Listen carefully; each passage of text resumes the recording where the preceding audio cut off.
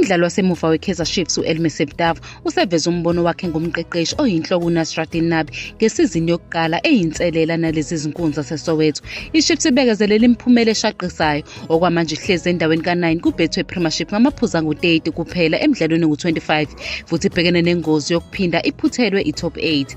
Izidonsa kanzima kwiligi, leli qembu lizibekisele indawo kwamanqamu e-Nedbank Cup lapho lizobhekana khona nezimbangi zalo i-Orlando Pirates futhi selikwazile ukungena ku-CAF Confederations Cup ngesizini ezayo nokusho ukuthi libuyele emqhudelwaneni wamazwe ngemuva kweminyaka emine.